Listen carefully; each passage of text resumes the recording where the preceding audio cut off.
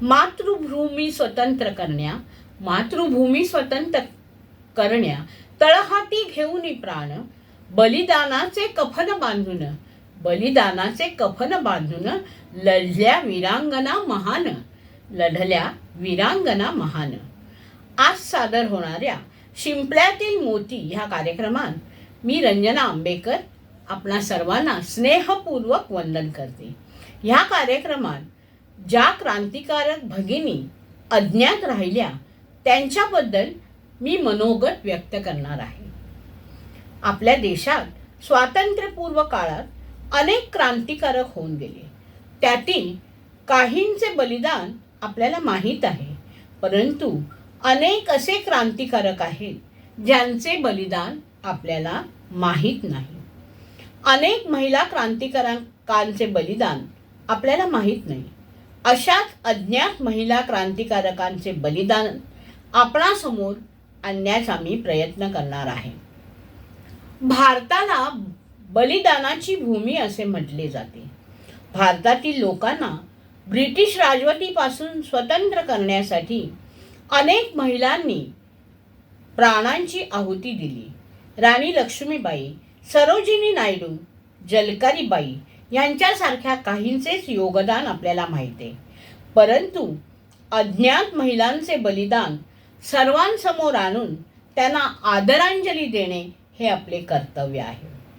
अशाच एक अज्ञात महिला क्रांतिकारक मातंगिनी हजरा यांची माहिती आपणास देणार आहे. मातंगिनी हजरा यांचा जन्म पूर्व बंगाल म्हणजेच आत्ताचा बांगलादेश येथील मिथिलापूर जिल्ह्यातील उमला या गावी एका गरीब कुटुंबात झाला. अत्यंत गरिबीमुळे वयाच्या 12व्या वर्षी मातंगिनी यांचा विवाह 65 वर्षीय बिजवर त्रिलोचन हजरा यांच्याशी लावून देण्यात आला. नशिबाचे फेरे इतके खडतर की अवघ्या 6 वर्षात मातंगिनी यांच्या पतींचे निधन झाले. संतान नसल्यामुळे पती निधनानंतर मातंगिनी बाई झोपडी बनवून झोपडीत राहू लागल्या.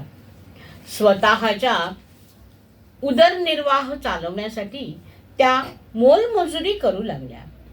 मूळच्या शांत स्वभावाच्या मातंगिनी बाई आपल्यासारख्या गरिबांना मदत करीत असत, म्हणून गावकऱ्यांच्या मनात त्यांना आदराचे स्थान प्राप्त झाले. त्यांना लोक मातंगिनी आई म्हणू लागले. 1932ला महात्मा गांधींच्या नेतृत्वामध्ये स्वातंत्र्य आंदोलन सुरू झाले. त्यावेळी वंदे मातरम ह्या घोषणा देत अनेक आंदोलने होऊ लागली. एकदा मातंगिनींच्या घरासमोरून वंदे मातरम ह्या घोषणा करत आंदोलक जात होते. मातंगिनींच्या अंगी असलेल्या देशभक्तीमुळे मागचा पुढचा विचार न करता मातंगिनी या आंदोलकांच्यात सामील झाल्या. त्यावेळी कृष्ण बाजार येथे एक सभा घेण्यात आली. त्यावेळी मातंगिनी मातांनी ह्या आंदोलनात सहभागी होण्याची शपथ घेतली. जानेवारी 1933 साली बंगालचे तत्कालीन गव्हर्नर अँडरसन यांच्या विरोधात बंगालमध्ये आंदोलन झाले. त्यावेळी मातंगिनी हातात काळा झेंडा घेऊन अँडरसन यांच्या विरोधात घोषणा देत होत्या, म्हणून त्यांना अटक करून जेलमध्ये पाठवण्यात आले. त्यांना 6 महिने तुरुंगवास भोगावा लागला. पुढे 1942 मध्ये तामलुक येथे झालेल्या भारत छोडो आंदोलनात मातंगिनी सामील झाल्या. त्यावेळी झालेल्या गोळीबारात अनेक स्वातंत्र्य सेनानी शहीद झाले. ह्याच्या निषेधार्थ 29 सप्टेंबर रोजी होणाऱ्या आंदोलनासाठी मातंगिनीबाईंनी गावागावात फिरून त्यांना स्वातंत्र्याचे महत्त्व सांगून 5000 सेनानींना आंदोलनात सहभागी करून घेतले. डाक बंगल्यावर इंग्रज चले जावच्या घोषणा देण्यात आल्या. त्यावेळी मातंगिनी एका कठड्यावर उभे राहून हातात झेंडा घेऊन जोरजोरात घोषणा देत होत्या. त्यावेळी क्रूर इंग्रजांनी गोळीबार केला. मातंगिनी बाईंच्या डाव्या हाताला गोळी लागली. त्यांच्या हातातून रक्त येऊ लागले, परंतु त्या डगमगल्या नाहीत. त्यांनी डाव्या हातातील झेंडा उजव्या हातात घेतला. तोच दुसरी गोळी त्यांच्या उजव्या खांद्याला लागली. तरीही त्या घोषणा देतच होत्या. एवढ्यात तिसऱ्या गोळीने त्यांच्या हृदयाचा ठाव घेतला आणि मातंगिनी आई धारातीर्थी पडल्या. त्यांना वीर मरण आले. अशा या मातंगिनी बाई यांनी देशासाठी बलिदान दिले. त्यांना माझा त्रिवार मानाचा मुजरा. आचार्य 90 FM.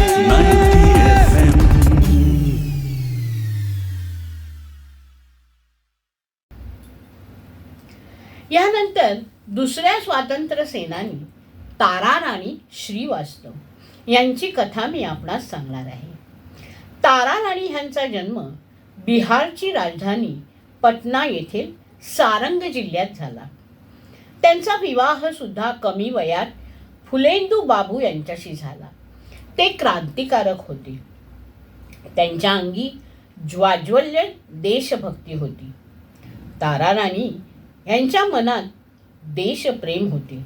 त्या आपल्या पतीला त्यांच्या कार्यात मदत करू लागल्या.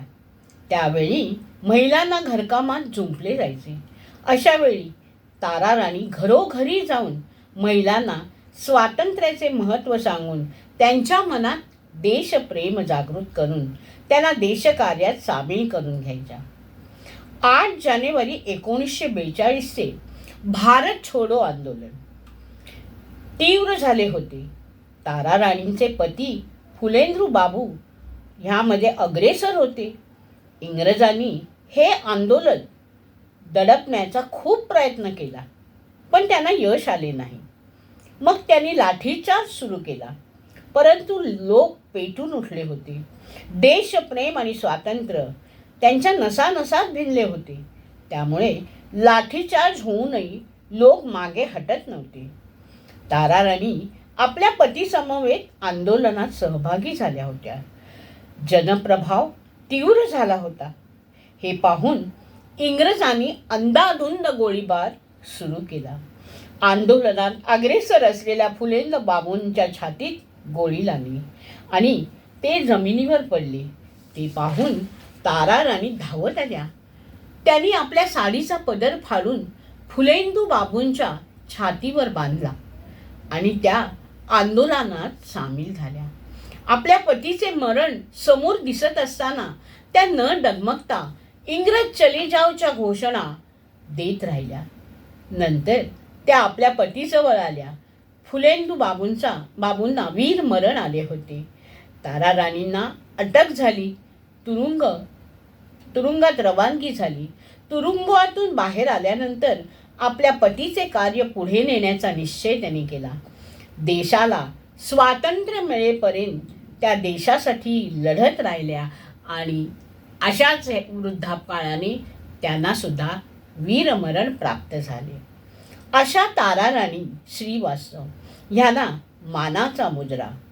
शेवटी 4 ओळी सादर करते महिला क्रांतिकारी वीरांगनांसाठी. देशसेवा जिनकी शक्ति थी, देशसेवा जिनकी शक्ति थी, समाज सेवा जिनका धर्म था, समाज सेवा जिनका धर्म था, सत्कर्म जिनकी शोभा और परोपकार जिनका कर्तव्य था. ऐसे श्रेष्ठ क्रांतिकारक महिला वीरांगना को मेरा कोटि कोटि प्रणाम, कोटि कोटि प्रणाम. धन्यवाद.